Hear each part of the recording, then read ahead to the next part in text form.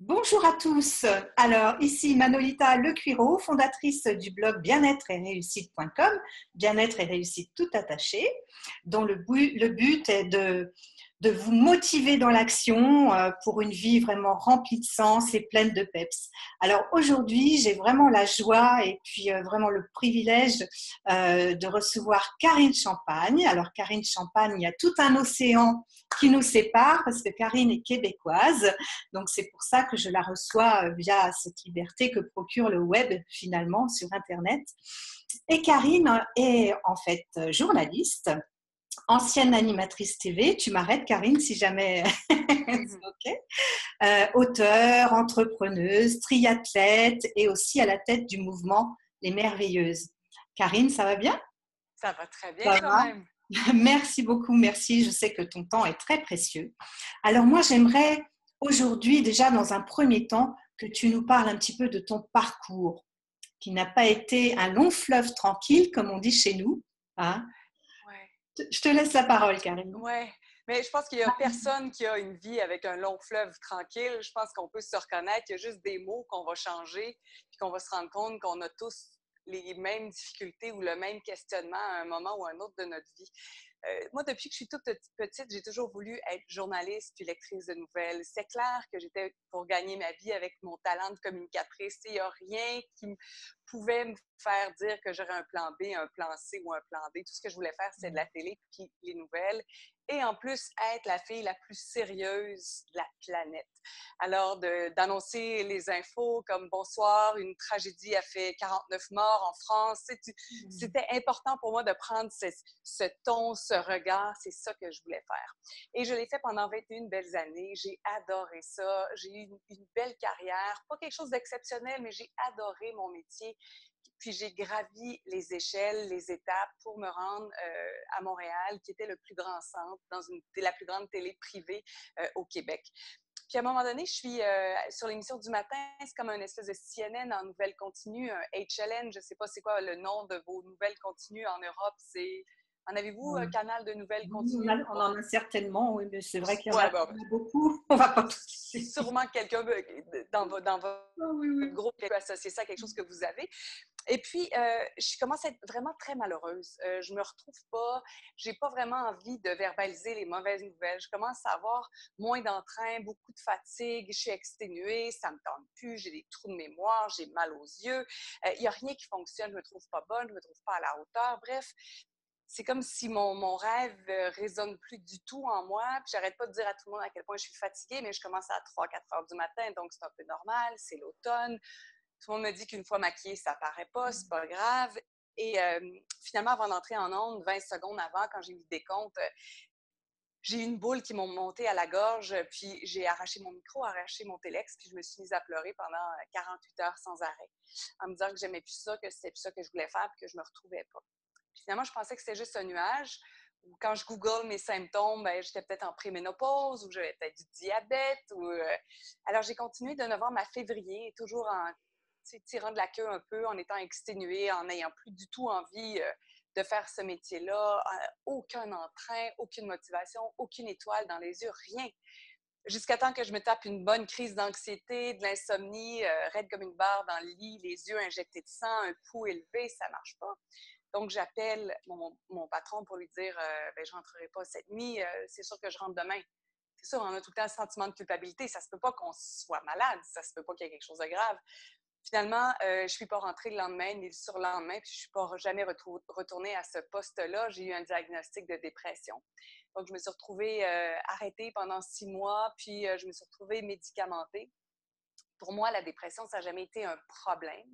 Donc, oui, j'étais surprise de souffrir de ça parce que je suis l'enthousiaste, je suis heureuse au travail. Tu sais, l'image de la dépression qu'on a là encore pas si longtemps, tu sais, c'était en 2011. Pour moi, c'est quelque chose de... C'est pas une mère qui gagne bien sa vie, c'est pas une famille heureuse, c'est pas une belle maison sur le bord de l'eau, ça n'a rien à voir. C'est pas ça, la dépression. Ça frappe pas les gens qui sont heureux, mais ça frappe tout le monde, la dépression. Hein? Ça ne s'attaque pas juste à un certain type de personne ou à un certain physique. Là. Alors, je disais comme, oh, ouais, dépression, c'est quoi ça, une dépression? Je sais même pas c'est quoi une dépression, ça se peut pas. Puis une fois le choc absorbé, ben, je me suis juste dit, OK, parfait, ça arrive pas pour rien. Et je vais faire tout ce que je peux pour me remettre sur pied le plus rapidement possible, au même titre que si j'avais eu un diagnostic de cancer. J'ai accepté que c'était la dépression. Après, j'ai vu Marianne Williamson qui a écrit quelque chose d'extraordinaire qui dit que c'est un éveil spirituel ou un rituel de passage. Et je me suis dit, ah wow, quelle belle façon. Quand tu souffres de dépression, selon moi, c'est qu'il y a trop de choses que tu retiens à l'intérieur de toi, trop de choses avec lesquelles tu n'es plus en cohérence, que ce soit dans la famille parfois, au travail, professionnellement, intérieurement. Alors, ma coquille s'est mise à craquer, puis c'est que pour laisser sortir la lumière. Donc, cette dépression-là m'a permis de me rebâtir, de me questionner sur ce que j'ai envie de faire, ce que je veux dire, comment je veux être, qui je veux être, comment je veux être habillée, parce que moi, tout est régimenté, tout est réglementé sur les cheveux droits, le petit veston, tout le reste. Puis je me rends compte que ça commence à m'étouffer royalement.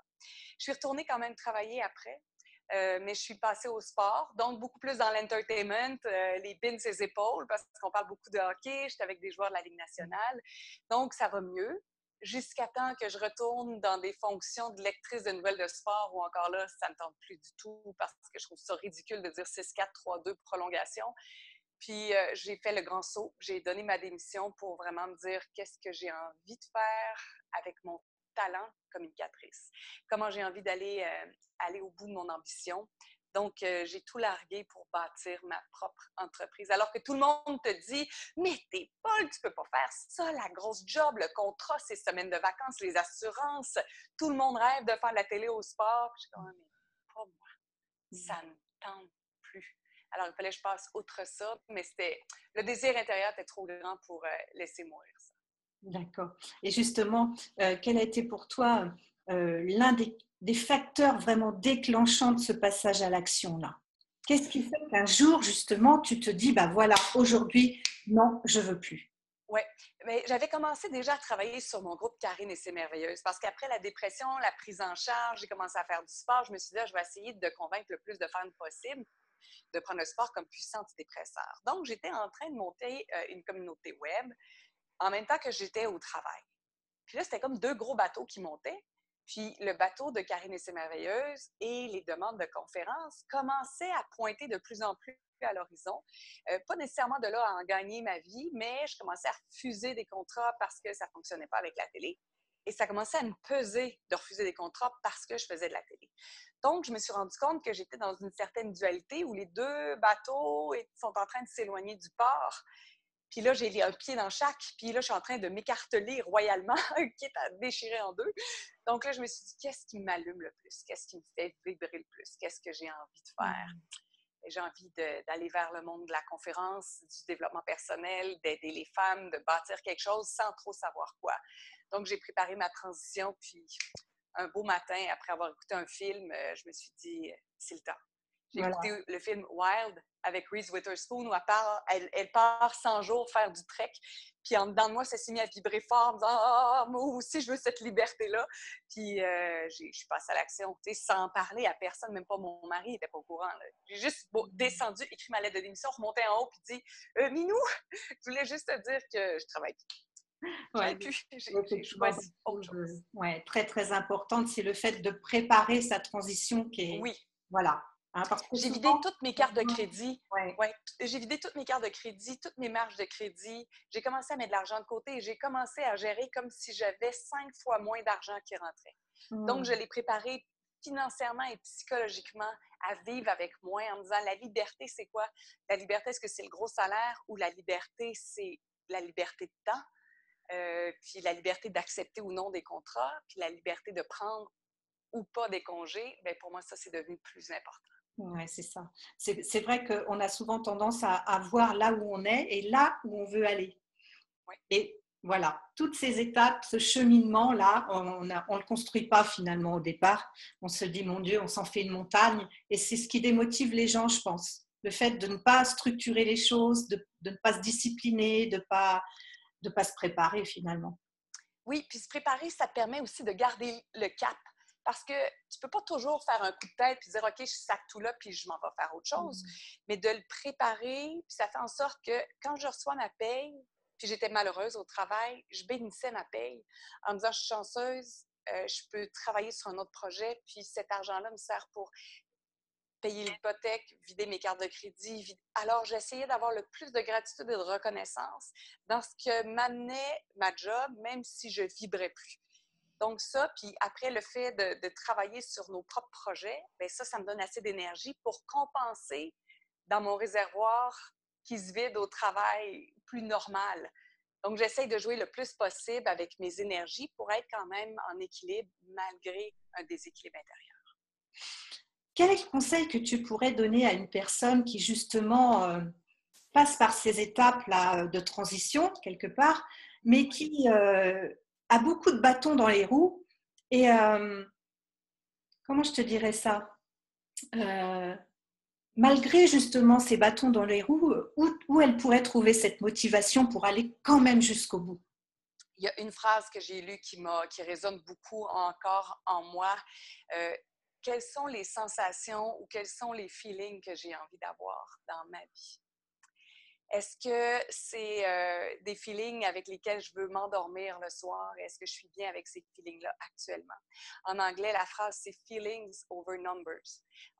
Puis c'est applicable encore aujourd'hui parce qu'on est quand même dans une industrie qui est compétitive dans le développement personnel, dans les conférences. C'est quand même encore de l'exposure, c'est quand même encore beaucoup de publicité, beaucoup de tape à l'œil. Tu sais, donc, je suis passée d'un milieu ultra performant, qui était la télé, à un milieu qui demeure, malgré tout, quand même assez ultra performant. J'avais de la misère à me retrouver aussi récemment, puis je me suis juste, quand j'ai entendu cette phrase-là qui est dite par Daniel Laporte, en anglais, Daniel Laporte, feelings over numbers. Puis là, j'ai comme, OK, mais c'est ça. Puis c'est ça qui m'a permis de me motiver quand je voulais faire cette transition de la carrière stable, traditionnelle, au développement personnel, puis à titre de conférencière. J'avais envie d'avoir des bonnes sensations plus qu'un compte de banque. Et là, en ce moment, je pourrais dire que c'est la même chose.